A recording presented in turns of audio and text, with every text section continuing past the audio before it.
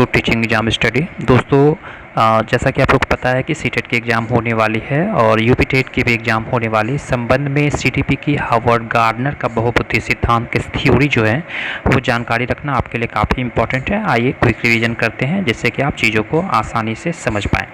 सबसे पहले आपको जानकारी देता हूँ कि हार्वर्ड गार्डनर जो हैं वो अमेरिका के प्रसिद्ध मनोवैज्ञानिक थे और इन्होंने सन 1983 ईस्वी में जो है वो बहुबुद्धि के सिद्धांत यानी मल्टीपल इंटेलिजेंस थ्योरी प्रस्तुत किया था। इनके अनुसार बुद्धि केवल एक नहीं बल्कि अनेक प्रकार की होती है और उन्होंने मुख्य विचार दिया था कि हर बच्चा किसी न किसी क्षेत्र में क्या होता है, बुद्धिमान होता है। हार्वर्ड गार्डनर के बहुबुद्धि सिद्धांत ने गार्डनर ने प्रारंभ में 7 तथा बाद में 8 प्रकार की बुद्धियों का जो है वो वर्णन किया था। इस संबंध में आगे डिटेल पढ़ेंगे। सबसे पहले आपको हम जानकारी देते हैं भाषाई बुद्धि के बारे में। उन्होंने बताया था कि भाषा का प्रभावी उपयोग करने की क्षमता, उदाहरण लेखक, कवि, पत्रकार, वक्ता, प्रमुख व्यक्ति, प्रेमचंद्र, हरिवंश राय बच्चन आदि, इन्होंने इसके बारे में उल्लेख किया था।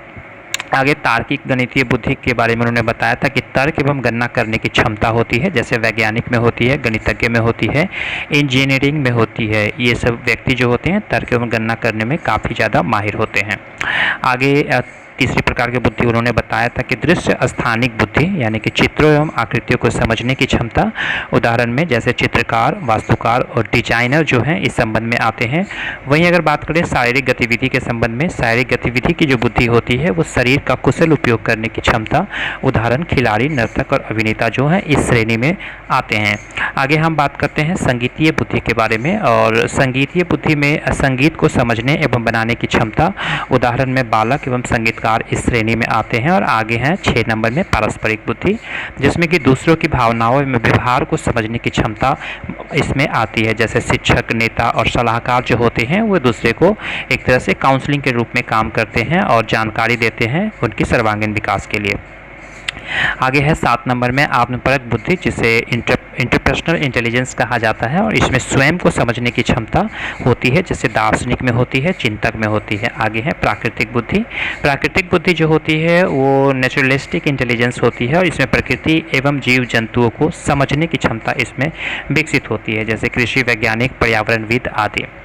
और इस संबंध में आपको हम पुनः से जानकारी दे दें कि भाषाई बुद्धि में लेखक हैं, तार्किक गणितीय बुद्धि में वैज्ञानिक आते हैं, दृश्य स्थानिक बुद्धि में चित्रकार हैं, शारीरिक गतिशील में खिलाड़ी होते हैं, संगीतीय में गायक होते हैं, पारस्परिक में शिक्षक होते हैं, आत्मपरक में चिंतक होते हैं और प्राकृतिक में पर्यावरणविद होते हैं। इस प्रकार से आप इसे याद रख सकते हैं जो कि काफ़ी इंपॉर्टेंट है।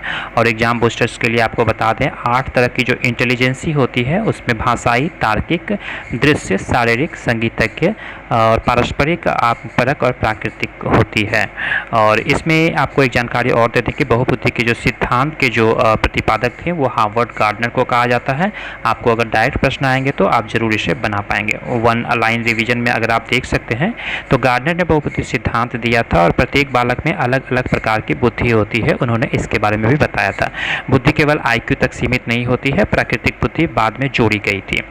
आगे है PYQ फैक्ट में कि गार्डनर के अनुसार कुल कितनी प्रकार की बुद्धि हैं, तो 8 प्रकार की बुद्धि है और शिक्षक को चाहिए कि यह बच्चों को बुद्धियों को पहचान कर उनकी क्षमता का जो है वो विशेष अध्ययन करवाएं। तो ये इंपॉर्टेंट फैक्ट है हार्वर्ड गार्डनर के बहुबुद्धि सिद्धांत के बारे में। और उन्होंने यह भी कहा कि हर बच्चा किसी न किसी क्षेत्र में बुद्धिमान होती है, उनकी कोई अपनी फील्ड होती है। तो उम्मीद करता हूँ वीडियो आपको अच्छी लगी होगी और एग्ज़ाम से पहले आप इसे 2-3 बार रिकॉल कर लें ताकि चीज़ों को आप एग्ज़ाम में ऑप्शन के द्वारा एलिमिनेट कर पाएँ। वीडियो देखने के लिए धन्यवाद। Thank you very much.